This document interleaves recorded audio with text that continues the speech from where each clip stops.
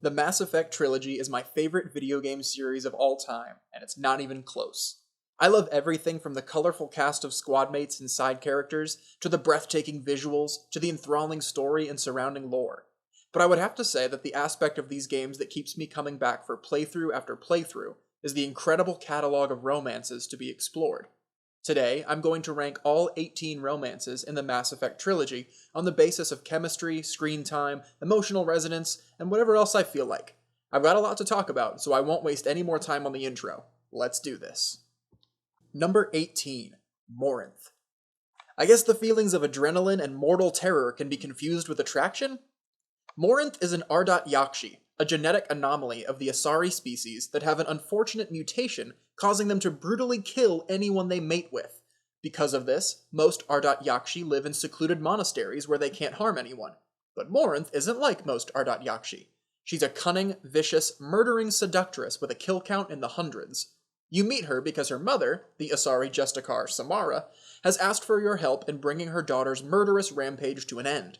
However, during the mission, Shepard is faced with a choice to let either Samara or Morinth die. If the player chooses to let Samara die, they can pursue a very short-lived romance with Morinth. Spoiler alert, you die. Like literally, you get a critical failure and have to start over from your last save. Number 17, Diana Allers. The most unnecessary romance in the entire trilogy. She's a reporter that you have the option of allowing onto your ship in Mass Effect 3. After each of her interviews, she behaves a little more casually with Shepard and eventually even flirtatiously. The player then has the option to have a one-night stand with her, and that's about it. Completely random, no chemistry, no plot significance at all. Why was she even a romance option? Many players have said that this would have been a teensy bit more compelling if it were a journalist we had met before, such as Emily Wong or even Khaleesa Al-Jalani. But as it is, Diana is a waste of a character. Number 16, Javik. Javik is the last surviving Prothean in existence. He essentially serves as a capsule of knowledge and culture for the entire Prothean race. He's a fascinating character, but kind of a dick and a terrible romance option. He spends the entirety of Mass Effect 3 ranting about how the Protheans were a ruthless empire that prized strength and war over all else, and making condescending comments about how primitive this cycle's races are. His romance is only available in the Citadel DLC, and it feels pretty forced. After talking with him at the apartment party, if Shepard has pursued no other romance option, they have the option of pursuing Javik. You wake up in the same bed as him, he makes a comment about, at least that's one thing primitives are good at, and you tell him to never say a word. Romantic, huh? Let's be real, his romance was not needed and he's a much better character without it. And the fact that he's only available in a DLC, and you can only romance him in a separate DLC, hurts. Number 15, James Vega.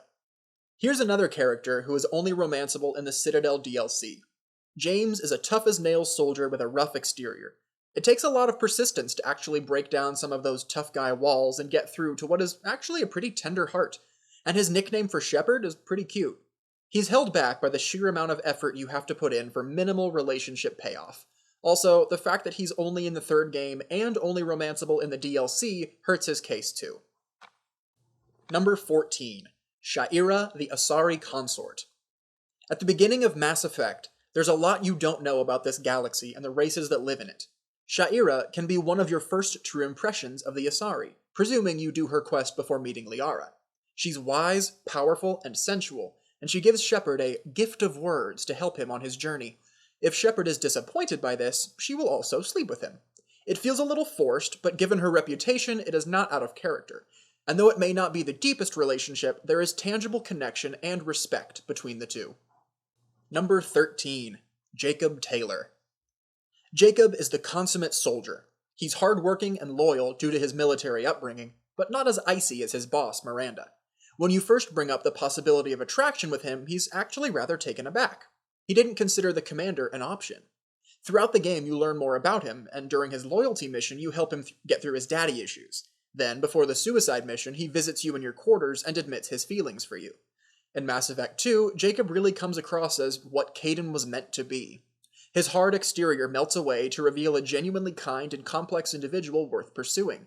The only reason he isn't higher on this list is because he cheats on you! No matter what you do between the events of Mass Effect 2 and Mass Effect 3, he cheats on you with Brynn. He tries to apologize, and you see how happy they make each other, but come on, Jacob. For shame. Number 12, Kelly Chambers. Kelly serves as the yeoman for the Cerberus-built Normandy SR-2. It is her job to be a personal secretary to the captain, as well as to maintain interspecies relations on board the ship. She's cute as a button and very good at her job. When the collectors board the ship, they capture her, and if you're not quick enough, they turn her to goo. But if you do save her, and you've flirted enough, she'll give you a sexy dance show in your quarters after the suicide mission. I might be a little biased, but I actually really like Kelly. The flirting between the two feels very organic, and even if you don't pursue a bromance with her, she's just really fun to talk to. However, the boss-secretary dynamic is a bit of a power imbalance, and in the third game, she has pretty severe PTSD that prevents her from being even a minor player in the plot. Given as much time in the spotlight as some of the other characters, I think Kelly might have shined. Number 11, Samantha Traynor. Specialist Samantha Traynor is an Alliance scientist assigned to the Normandy in Mass Effect 3 to help with the retrofits when she gets dragged into the final chapter of our interstellar adventure. She's basically a retrain of Kelly, but she brings a little bit more to the mission than her predecessor. Her technical skill comes in handy more than a few times, and Edie greatly appreciates her contributions. Samantha edges out Kelly because her romance was a lot more developed. Like the former yeoman, you can flirt with her throughout the story, but only as female shepherd. That's right, Samantha is the only exclusively lesbian character in the Mass Effect trilogy. There's a lot of playful flirting about expensive toothbrushes and hot showers, and the chemistry between the two feels very genuine. And that makes the shower scene all the more impactful. But, similar to a lot of the characters listed so far, there just isn't enough screen time devoted to Samantha for her romance arc to blossom.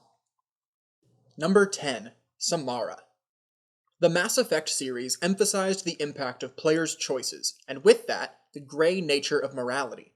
Players were often presented with situations with no true right answer, forcing them to make complicated ethical decisions. That's what makes the inclusion of Samara, a character with a rigid black and white code of morality, so intriguing. She will not go out of her way to harm someone, but if they commit injustice or even get in her way of stopping it, she will not hesitate to snap their neck. She is also an Asari nearing her matriarch years, giving her a deep personal history. Both of these combine to make her one of the most interesting squadmates on your team in Mass Effect 2. You help her kill her murderous Ardat Yakshi daughter Morinth in the second game, and then in Mass Effect 3, you help her save her remaining daughters from a Reaper attack on their monastery. You can also find her on Earth for the final battle. We always want most what we cannot have, and this is definitely true of Samara. Most of your relationship progression with her occurs during one-on-one chats in the starboard observation deck of the Normandy. You learn about Asari culture as well as her personal history, and you delve into her beliefs about morality and theology. Over time, the relationship deepens and even begins to turn romantic. But when the two of you are finally about to share a kiss, Samara stops, saying, "In another life." That makes her the only character to actually reject your advances. Still a great character, though. Number 9, Steve Cortez. Steve is one of the hidden gems of this series. He spends his time tucked away in the Normandy's cargo bay, so it's easy to play through Mass Effect 3 never once talking to him. But if you do, you're rewarded with a strong, kind man wounded by the loss of his husband to the Collectors. With each interaction, Shepard helps Steve to move on and find peace. You convince him to come on shore leave on the Citadel, then to visit the memorial wall, and finally to let loose and dance. Eventually, Steve is able to let his fallen husband go, at which point he and Shepard can begin a romance. Your relationship deepens, culminating in a sexual encounter before the assault on the Cerberus base of operations. He is your faithful shuttle pilot during the assault on Earth, where he survives getting shot down. At the end of the game, he places your name on the wall. This is one of those characters that is easy to miss, but will reward you for getting to know him. It should also be noted that he is the only exclusively gay character in the trilogy. He's tender and loyal, the kind of man you want by your side for the end of the world. The only negatives I could really say about him are that, 1, he wasn't given as much time to develop as those above him, and 2, he's clearly a character that needs Shepard to fix him. Number 8, Miranda Lawson. At the beginning of Mass Effect 2, Miranda could accurately be described as an ice queen. She has a singular focus on her job. She is cold, calculating, and impersonal. She's also the person in charge of the Lazarus Project responsible for bringing Shepard back from the dead. At first glance, all you really get from her is that she is fiercely loyal to Cerberus and none too keen to get to know you. In her mind, Cerberus wasted way too much time, money, and resources to bring back just one man. However, once she sees you in action a few times, she concedes that the elusive man was correct to bring you back. Miranda once said about her father, "He didn't want a daughter, he wanted a dynasty." And that explains much of her story. She never had a mother. Her father created her by genetically engineering his own genome to possess specific traits. He created his daughter to be perfect. Perfect intelligence, physique, biotic power, personality, everything was fine-tuned to be just how he wanted it. Throughout the series, Miranda struggles to find the balance between accepting and utilizing the gifts she was born with, and also believing that she has truly earned her accomplishments. Her primary character arc revolves around her relationship with her father and her twin sister Oriana. Her loyalty mission in Mass Effect 2 and her main appearance in Mass Effect 3 are both to make sure that Oriana is once again kept safe from the wicked clutches of their father. If Shepard is persistent, Miranda's icy exterior slowly melts away with each passing conversation.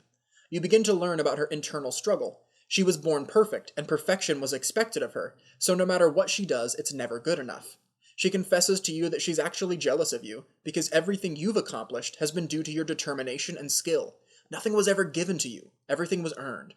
You also help her to let go of the vice-like control she exerts over herself, allowing her to let her hair down and just a little bit and be herself. After helping her save her sister on Horizon in the third game, assuming she survives that mission, her story arc concludes by joining the Alliance and helping them take down the Reapers on Earth. If I could say anything about Miranda's romance, is that I wish there was more of it. We're starting to get to the more fleshed-out multi-game romance options at this point, and I would have to say Miranda is one of the weakest in that category. Which is sad, because I thoroughly enjoyed her romance in Mass Effect 2. Getting to see those walls come down and watch her come to respect and eventually love Shepard was very satisfying. And their physical chemistry in the engine room was obvious. After the suicide mission, I was so excited to see where that romance was headed. Sadly, however, Miranda practically falls off the map in Mass Effect 3. She can't join your squad because she's on the run from her former employer, the Elusive Man. You run into her occasionally on the Citadel, one time as a hologram, and she is an important part of one mission, Horizon. And if you're not hella prepared, it's likely that she dies on that mission. Allow me to describe the only remotely romantic encounter you have. One time, in an apartment on the Citadel, she asks you for access to Alliance resources, but can't tell you why. Then apologizes for wanting to put a control chip in your head when she rebuilt you, then climbs on top of you as the scene fades. And at the end of the game during the last assault on Earth, all you get is a hologram of Miranda asking you to come back to her. For such a great build-up in Mass Effect 2, the finale was a major letdown for the Miranda-Shepard romance. Number 7. Kaiden Alenko. Lieutenant Kaiden Alenko is a biotic soldier assigned to the Normandy SR-1 in Mass Effect. A veteran of the Conatix-funded Jump Zero project, Kaiden is a little bit of damaged goods at first. You spend the first game helping him through some of the trauma he carries with him with some really tender conversation. At the end of the game, Kaiden finally is able to put aside all his baggage and just be with Shepard for a night. Then, in Mass Effect 2, you encounter Kaiden on Horizon, where he is initially glad to see you, but that happiness quickly fades to anger and hurt when he sees you're working for Cerberus and didn't even try to contact him. Your relationship stays fairly cold throughout the second game. The third game is a pretty interesting one when it comes to Kaiden.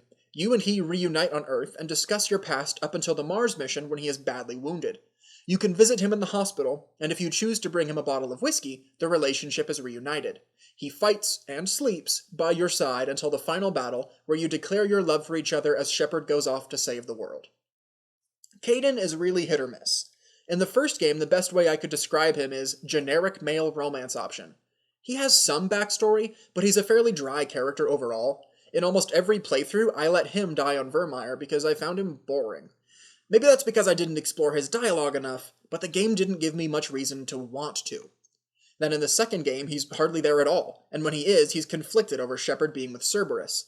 The third game is where he really shines. There's some really emotional and provocative dialogue, and you can really see the mutual respect and love that these two characters have for each other. It's also a plus that you can romance him in Mass Effect 3 whether you're male or female. I think if Kaiden was written as strongly early on as he was in the finale, he could have been ranked much higher. Number 6. Jack. Subject 0. The Psychotic Biotic. Jack. She went by many names throughout the trilogy, but there was one thing everyone could agree on. This chick is crazy powerful. Jack was kidnapped by Cerberus at a very young age for the purpose of creating the most powerful human biotic in the galaxy. She grew up at the Telton facility on Pragia, where she was injected with drugs, stimulants, and implants, and forced to endure tremendous trauma in order to increase her power. Of course, they never tried any of these experiments on Jack until they had tested them on hundreds of other biotic children first, killing them regularly. One day, the children revolted, and in the chaos, Jack escaped from her confinement and busted her way out. She stole a shuttle and was able to secure passage on a ship, where the crew used the little girl and then sold her. Since then, she's been in mercenary gangs, cults, and pirate crews, covered her body in tattoos and piercings, and committed just about every crime you can think of. During her time at Purgatory, the prison in which Shepard finds her, she was raped by prisoners and guards, and she then killed each and every one of them. They deemed her too dangerous and put her in cryosleep. Does it make sense now why she has never trusted another soul? As she puts it, if you let somebody get close to you, that just means they need a shorter knife. Jack was clearly Mass Effect 2's attempt to be edgy. She's a deeply tortured soul with a shaved head, and she's covered in tattoos, scars, and piercings. She has a lust for violence, barely wears any clothes, and sprinkles curse words into just about every sentence. She agrees to join your crew in exchange for access to Cerberus files regarding the Telton facility. With each passing conversation with Shepard, she reveals a little bit more about her tortured past, all the while maintaining her blunt, cynical attitude. But if Shepard is persistent in getting to know her, she bristles, wondering what the captain wants from her. At this moment, Shepard has the option of having meaningless sex with her, which, while hot, effectively ends the romance arc. If instead, Shepard informs her that he wants to get to know her first, the romance is much more fleshed out. Little by little, Jack softens up, sharing with Shepard many of the painful experiences that made her the woman she is today. She even tells him about the only other person she loved, and how he died saving her life. En route to the suicide mission, she visits Shepard's cabin, where she finally, tearfully admits that she needs him, and they share a tender love scene. In the third game, Jack takes a large step back. She cannot join your crew because she has taken up a position training biotics for the Alliance. When you encounter her at the Grissom Academy, you can't help but feel a sense of pride at how far Jack has come. Throughout the game, you can flirt with her at the Citadel and encourage her to work hard at her job. Then, during the assault on Earth, you can call her on the hologram where she tells you to stay alive, cause after this, I'm gonna get laid. There really is no one else like Jack in the Mass Effect franchise. When you first meet her, she has the Great Wall of China around her heart. No compliment or insult you could throw at her would have any effect, because she's basically closed herself off from anyone that could possibly care about her. And the more you get to know her story, the more this actually makes sense. She's really had a horrendous life, and you have to feel sorry for the horrors she's endured. But watching those walls slowly melt away conversation by conversation is so satisfying. For the first time in Jack's life, she has met someone who genuinely cares about her just because she's worth caring about.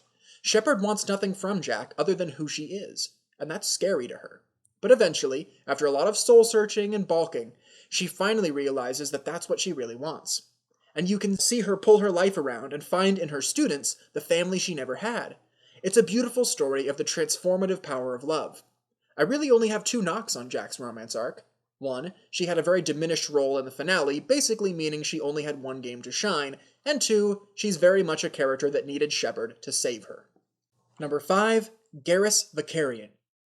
One of the few people to help you on your quest to apprehend Saren in Mass Effect is the C-Sec investigator Garrus.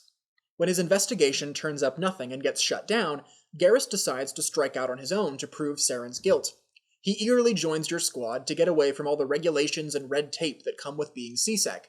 When you talk to him on the Normandy during the game, he expresses his frustration with said red tape, remarking how rules often stop justice from being served. Shepard can debate that with him, arguing that it's important to do things the right way. It is also revealed that Garrus was nominated for the Spectres a few years ago, and with the right persuasion can be convinced to try again following the mission to defeat Saren. Near the beginning of Mass Effect 2, Shepard and co. recruit a vigilante named Archangel who has managed to piss off every mercenary organization in the Terminus systems. Upon breaking into his base on Omega, they discover that Archangel is none other than Garrus. 2 years have changed him dramatically, though.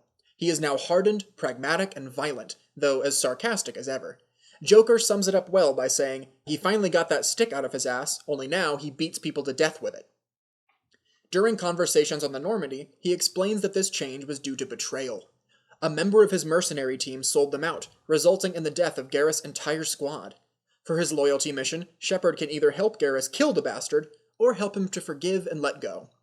Either way, Garrus becomes a romanceable character for the first time after this loyalty mission. When Shepard first expresses interest, he is rather taken aback, never having considered interspecies romance before. He's intrigued, however, commenting that there is no one in the galaxy he respects more than Shepard. The rest of their interactions contain copious awkward attempts at flirting, with Garrus promising to do research on how their romance will work physically.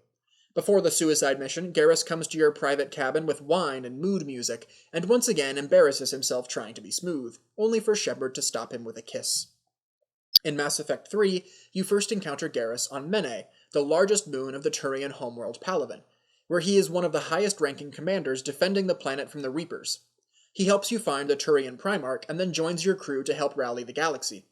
When Shepard visits him in the main battery, Garrus asks her if she's still interested in him even without his sexy scars, and she confirms that she is by kissing him. Most of their interactions through the game involve Shepard providing emotional support for Garrus, who's worried about his family on Palaven and about being asked for advice by the Primarch, something he is not used to. In return, Garrus helps Shepard cope with the pressure of being the galaxy's one great hope for survival. During one shore leave on the Citadel, Garrus takes Shepard up to the top of the Presidium. He asks her if she's ready to be a one-Turian kind of woman, and she tells him that the only thing that made leaving Earth bearable was knowing he was out there. The two confess their love for each other, and then proceed to have a shooting contest to determine once and for all who's the better shot. The Citadel DLC provides probably the best moment in their romance. After defeating the villain, Garrus invites Shepard to meet him at the bar. The two of them coyly act out a fake first date fantasy, but Garrus soon runs out of playful banter. Flustered, he surprises her and pulls her out onto the dance floor where he wows her with his hot tango skills. Shepard has a renegade interrupt option to lift her leg onto his thigh and perform a sultry dip. Later, at the apartment party, he gives Shepard a healthy amount of crap for her horrible dancing, not the tango, different dancing, and spends the night with her. Before the final charge to the beam on Earth, Garrus and Shepard joke about retiring somewhere warm and sunny and seeing what a Turian human baby might look like, but decide that adoption might be the best option for them. He then tells her, "I don't know if human heaven is the same as Turian heaven, but if it is and this ends badly, meet me at the bar." Before parting, Garrus gives her an order to come back alive before they kiss. Shepard says that if she dies and he doesn't, she will always be watching over him, and he'll never be alone. During the final push to the Citadel, Garrus is seriously injured, and the two share an emotional goodbye before he is med-evac'd away in the Normandy. Garrus has always been one of my favorite characters in the Mass Effect universe. He is the ultimate space bro, fiercely loyal, sarcastic, competitive, and always there to pick you up when you fall. His growth throughout the series is compelling as well. He starts off as a C-Sec investigator fed up with rules and regulations, then matures into the hero of his own story as Archangel, then helps lead the Turian people during the Reaper invasion. And I've gotta admit, he really is a charming romance option. He's so awkward at first, but genuinely puts in the effort to make it work. And in the finale, his flirting game has increased dramatically, providing more than a few memorable moments and a satisfying payoff. These characters never shared a love scene, but their chemistry was still undeniable. As great as this romance is, though, it still fell short for me. I attribute that to two major points. One, almost all of their flirting, in both games where he's a romance option, centers around sex. And two, he's just as compelling of a relationship if you remain platonic. Now that I've experienced both, I have to admit that I prefer bro Garrus to lover Garrus. While the awkward flirting can be cute, and there are a few really touching moments, I personally feel that he's a stronger character when you don't romance him, and that keeps him at 5. Number 4, Thane Krios. Thane is such a complex character, it's hard to know where to start. He is a Drell, a reptilian species whose homeworld ran out of resources, which would have spelled doom for them had the Hanar not uplifted them.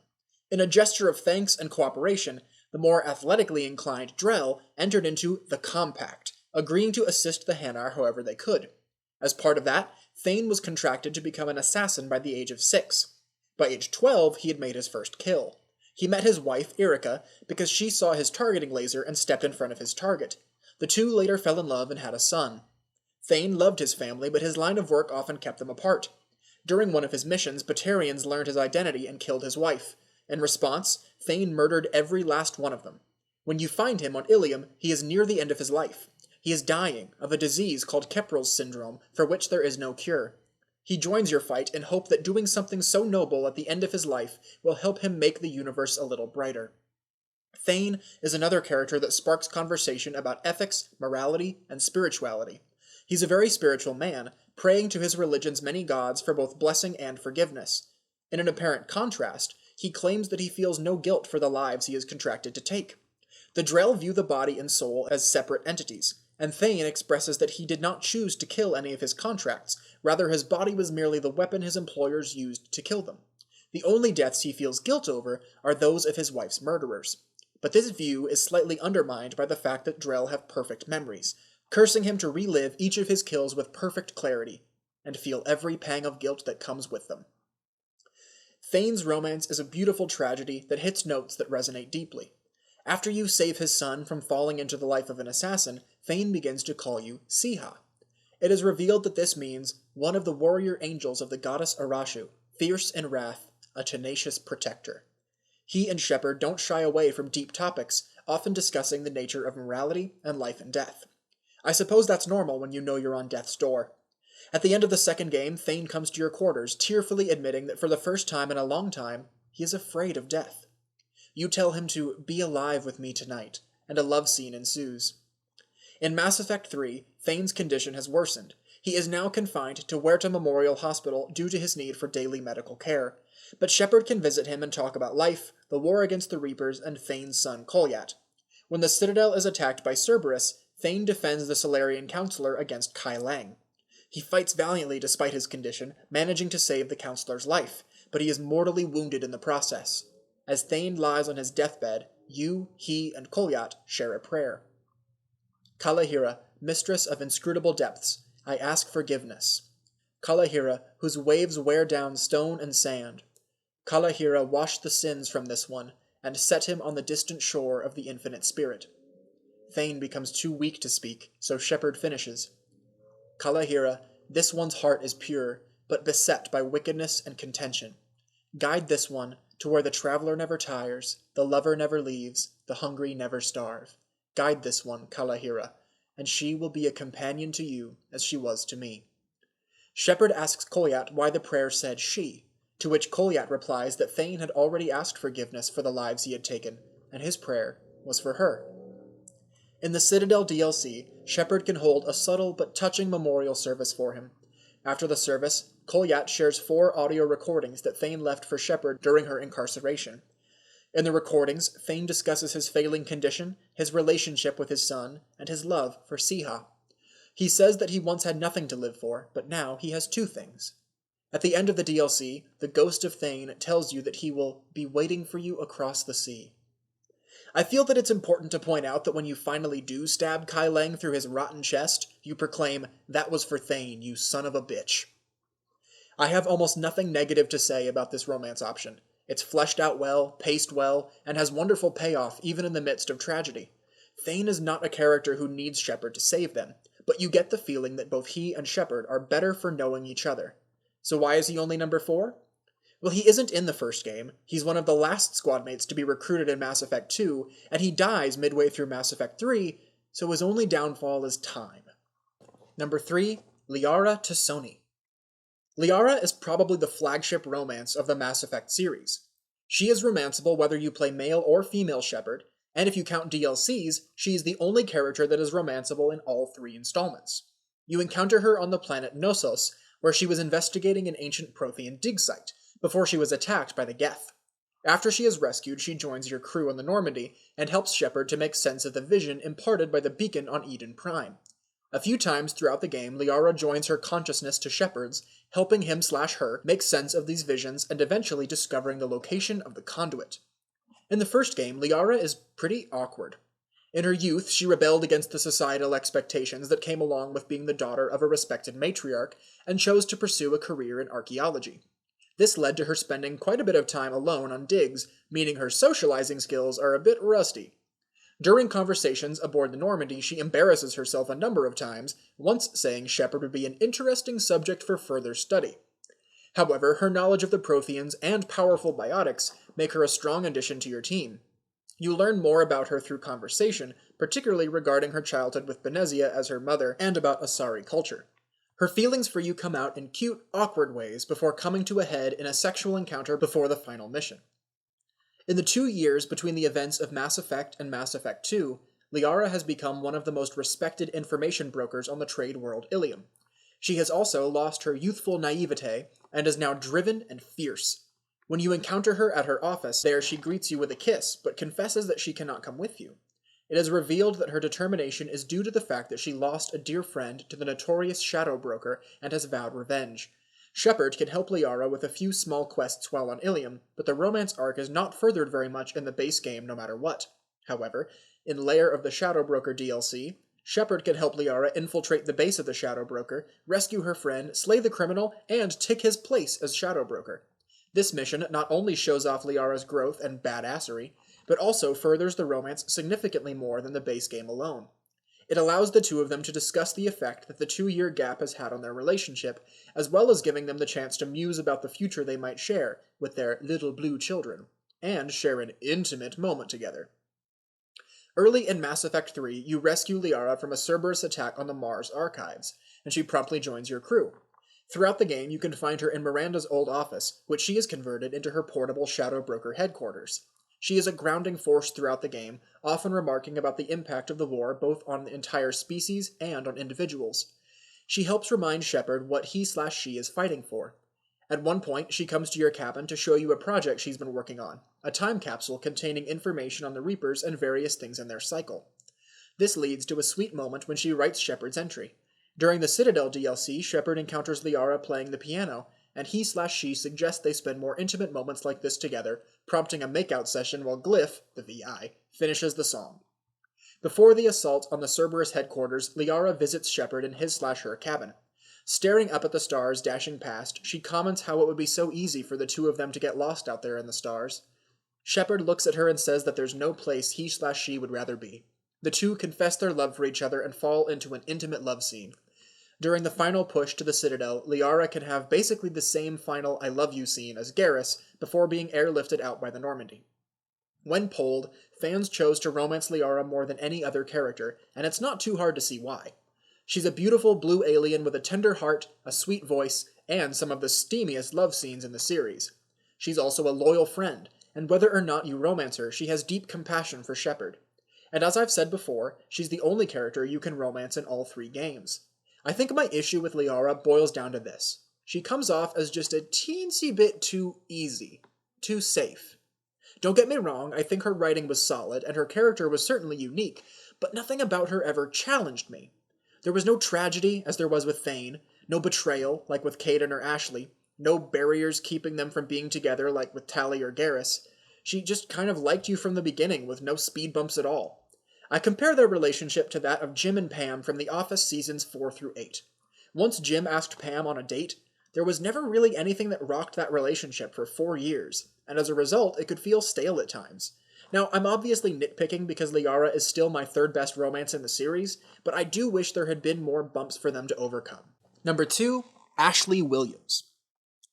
Back in the First Contact War with the Turians, Ashley's grandfather was a general who was forced to surrender his garrison, making him the first human to surrender to an alien force. This act has stained the reputation of the Williams family ever since. Due to his prejudice, her father only ever reached the rank of serviceman 2nd class, and Ashley has never been promoted higher than gunnery chief, despite her glowing service record. Because of this, she has a huge chip on her shoulder, and it shows in her aggressive fighting style and her fierce sense of duty. Beneath that rough exterior, though, lies a tender woman with a love of poetry and a desire to prove herself to the galaxy. One myth that needs to be allayed right off the bat is the common quip, Ashley is a space racist. That idea comes from one conversation in Mass Effect when she expresses concern at the presence of aliens on Normandy. But this does not mean that Ashley is xenophobic. On the contrary, she is simply expressing a view held by many humans at that time. Humans are relatively new to the galactic scene, and many aliens distrust them. On the flip side, many humans therefore distrust aliens. And she has a point. The Normandy is the most advanced ship in the Alliance fleet. Should we really be giving all these aliens full access to it? Her concerns about the Council are fairly valid as well, even if you don't agree. Plus, Ash hasn't ever received an assignment in space, so she hasn't been around many aliens. And if you watch her throughout the games, you see no other traces of animosity toward other species. In summary, Ashley is not a space racist. Now that that's been said, I have to admit that Ashley and Kaiden have very similar romance arcs. They were designed to fill the same role depending on whether the character plays male or female shepherd. You can build a relationship with them both in the first game. Then, on Virmire, you decide which one of them lives and which one of them dies. Then in the second game, he/she takes a massive step into the background of the story due to your involvement with Cerberus and his/her shock at your coming back from the dead after 2 years. I believe that many of the main characters from the first game had to fade into the background to make room for new characters. In Mass Effect 3, he/she returns to the forefront of the story, and your romance with them is able to be started or rekindled. The reason I like Ashley better is because I find her more compelling. While Kaiden came across as whiny and needed Shepard to help him through his issues, Ashley is a strong, independent woman who don't need no man. During Shepard's time working for Cerberus, Ashley is promoted to Lieutenant Commander, and later earns the honor of being appointed a Spectre, again without any help from Shepard. Shepard himself often comments that there's nothing Ash can't do. The only moment I can think of when Shepard has to help Ashley is when she's trying to comfort her sister Sarah following the loss of her husband, and all he does is give her a few words of encouragement. Ashley is written in such a way that you get the sense that she could have been the protagonist of the story had Shepard not pulled her out of the way of the Prothean beacon on Eden Prime. I also love the way that she and Shepard use poetry to communicate their emotions when regular dialogue isn't enough. In Shepard's last interaction with Ashley, he quotes the charge of the Light Brigade, and finishes by saying, "Now let's get this done and go home," something she had said to him earlier. To which Ash, voice breaking, replies, "Aye aye, Captain." My heart. This next point may sound strange, but I'll make it anyway. Ashley is honestly the most believable and organic romance in the entire trilogy. She and Shepard have obvious chemistry from the get-go, and not just because the writers wanted them to. This stands in stark contrast to characters like Liara and Tali, who like Shepard immediately for almost no reason. Ashley and Shepard are both career military people with similar trauma in their pasts. They're both strong-willed, skilled in combat, and excellent leaders, and their story fits them so perfectly. The initial romance of Mass Effect, the betrayal and anger in Mass Effect 2, and the rekindling of love in Mass Effect 3. You can see it in the way they interact with each other, too. That time they had a drinking contest, their witty yet sarcastic banter. She calls him on his shit in a way only a kindred spirit could. Honestly, the only reason she's not number 1 is because she was so glaringly absent from the entire second game. If you're still not convinced, read this article that I'm putting in the description of the video about how Ashley deserves to get a lot more praise than she does. And in closing, a quote from Alfred Tennyson. "Death closes all, but something ere the end. Some work of noble note may yet be done, not unbecoming men that strove with gods." And number 1, Tali Zora Naraya /Vasnima /Vas Normandy. First, a little bit of backstory. The Quarians are a technologically advanced race from the planet Rannoch. Hundreds of years ago, they developed an artificial intelligence called Geth to assist them in daily tasks. The more Geth that were networked together, the smarter they would be, and the more complex tasks they could perform. Eventually, however, they networked enough Geth together that they got a little bit too smart. One Geth asked its Quarian overseer, "Does this unit have a soul?" causing the Quarians to realize their grave mistake and attempt to shut their AI creations down.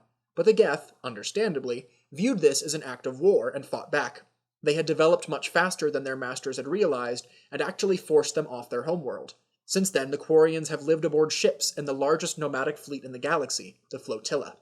Centuries in space have weakened their immune systems drastically, forcing them to wear high-tech environmental suits at all times. You first meet Tali in Mass Effect when she is on her pilgrimage, a rite of passage that young Quarians undergo to see the galaxy and prove their worth to the fleet. In the salvaged memory core of a Geth, she has found proof that Saren is a traitor, and she joins your crew to help you defeat the machines her people created. She is not a romance option in the first game, but through conversation with her you were able to learn about Quarian culture, their history with the Geth, as well as her own quirks and backstory. You help her grow accustomed to life aboard the Normandy, and she makes friends with the likes of Garrus and Ashley. Shepard can complete a side quest that ends with finding a cache of data about the Geth, which he can provide to her to complete her pilgrimage. It is revealed in later games that Tali had a crush on the commander from the beginning, though she didn't share her feelings because she doubted he could see who she truly was behind the mask. Shepard and Tali's first encounter in Mass Effect 2 is under less than ideal circumstances. She is relieved to see that the commander is alive, but deeply distrustful of Cerberus. Allowing her to take Vitor back to the fleet rather than handing him over to Cerberus helps smooth things over, but you still won't see her again for a while. Eventually, you are sent to the planet Haestrom to rescue her from the Geth, and she joins your crew. After a few missions, she confides in you that the Admiralty Board has accused her of treason. They claim Tali had sent active Geth back to the fleet, when in reality her father, Admiral Raelzora, was actually reconstructing Geth from parts she sent with the aim of determining how to fight them and reclaim the homeworld. He and every other Quarian involved in the experiments lost their lives. As her captain, Shepard defends her before the admirals and goes as far as to liberate the Geth-inhabited ship that is the cause of the charges. Once Tali's innocence is proven, her romance arc begins to blossom. You run into her while she's running a small fever, leading to a conversation about what life inside a suit is like. She says that Quarians are in their suits their whole lives, and that the most intimate thing that they can do with another Quarian is link their suit environments. It can be dangerous, and is considered their most sacred form of trust. Tali accidentally lets slip that she only trusts Shepard that much. She initially acts nervous, stumbling over her words, and can even be accused by Shepard of blushing, though she blames it on her fever. She finally admits her feelings for Shepard and is surprised when he says he feels the same way. She says that she wants him to be happy with someone and doesn't think that she can do that for him, but he reassures her that there's no one else he wants, and he'll do everything he can to make it work. Overjoyed to hear this, Tali tells Shepard that she wants this relationship to be real, that she must feel his skin on hers. Unfortunately, Quarian's weak immune system and the dextroamino acid chirality makes physical acts of affection dangerous, if not deadly. She thus asks that Shepard give her some time until she can adequately make herself ready. Shortly before the Normandy's entry into the Omega-4 relay, Tali nervously goes to Shepard's room, saying that she has taken several antibiotics and herbal supplements to bolster her immune system. Speaking non-stop, a defense mechanism, she becomes visibly nervous about removing her biosuit and having her first intimate experience. Shepard eases her worries and proceeds to remove her mask, viewing her face unobstructed for the first time. Her fears gone, Tali pounces on Shepard and passionately kisses him as the scene fades to black. After the suicide mission, she tells Shepard, "I'm running a fever, I've got a nasty cough, and my sinuses are filled with something I can't even describe," and it was totally worth it. About 2/3 through Mass Effect 3, Shepard attempts to recruit the Quarian people to his side, but discovers that they have seized the chance to try and retake their homeworld from the Geth. The admirals come aboard the Normandy and reveal that Tali has joined their ranks due to her expertise on the Geth. You exchange pleasantries with her, but she requests to speak more privately up in your cabin. Once you're alone, she expresses her doubts and anxieties about her new role, saying 17 million lives now hinge on her decisions. But she also says that she took the position because she thought it's what Shepard would do, a chance to make things better. Completing the Rannoch missions with her on your squad is immensely satisfying because you get to see her experience her homeworld for the first time in her life. There's a touching scene where she claims some land for herself, saying, "When this is over, I'll have a home." Shepard asks if Quarians can go back to living in one place after being nomads for so long, and she replies that they've gotten used to carrying their homes around with them. Shepard picks up a rock, hands it to her, and she remarks, "It's a start." Upon attacking the Geth base, the team discovers that there is not simply a Reaper signal present, but an actual Reaper that proceeds to chase them while firing its deadly blasts. A few well-placed shots from orbit manage to weaken it, and Shepard jumps out of the transport to defeat it and free the Geth from its control. Not knowing if she'll see him again, Tali tells him she loves him. Shepard replies, "Kila Salai." With the Reaper defeated, one of the most dramatic decisions in the trilogy unfolds. Legion is able to upload the Reaper upgrades to all Geth, giving them true sentience, but causing the demise of the Quarians, who are still attacking. Shepard has the ability to decide which race lives or dies in that moment, unless he can heroically persuade the Quarians to stop attacking, leading to peace between the two species. However, if he fails to convince them and the Quarians die, Tali, overcome by grief, steps off the cliff to her death. And you can't save her, even with the Paragon interrupt. My heart. After her homeworld has been saved, Tali tells Shepard that nothing stands between them now. Whatever the galaxy throws at them, she will be by his side. Before resuming her duties, she tells the commander she has left him something in his room. Next to his bed, Shepard finds a picture of Tali without her mask. After the disastrous mission on Thessia, Tali is seen standing by the memorial wall. She comforts Shepard when he expresses concern over the current direction of the war. Tali ends by enjoining Shepard to never forget he is the man she loves no matter what. Also, I want to mention the hilarious scene when you find Tali drunk at the ship's bar after the mission on Horizon. Observe. Shepard! Want a drink? I'm toasting Miranda, I think. How are you getting drunk? Very carefully. Taurian brandy, triple filtered, then introduced into the suit through an emergency induction port. That's a straw, Tally. Emergency induction port. As with many of the game's core romance options, the Citadel DLC provides some fantastic moments. In this case, one of those moments is Tally's adorable rendition of the love song from her favorite movie, Fleet and Flotilla. At the party, she gets quite drunk, leading to some hilarious antics, such as getting a tattoo, and dialogue. Before the assault on the Cerberus base, Tally joins Shepard in his private cabin. She comforts and reassures him, and then he removes her mask and they passionately kiss.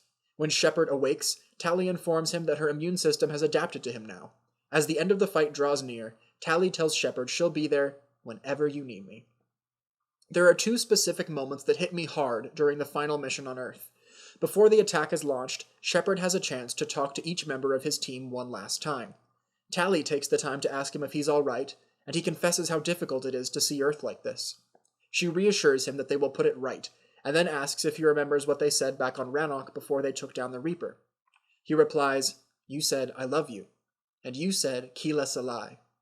Her voice falters as she confesses, "I want more time." Me too, Tally. Me too. Similar to Garrus and Liara, Tally has a scene during the final charge where she is gravely wounded and needs to be medevaced by the Normandy. Here is their dialogue. Here, take her. Shepard! You gotta get out of here. I can't stay behind. Don't argue with me, Tally. Don't leave me behind. I need you to make it out of here alive, Tally. Build yourself.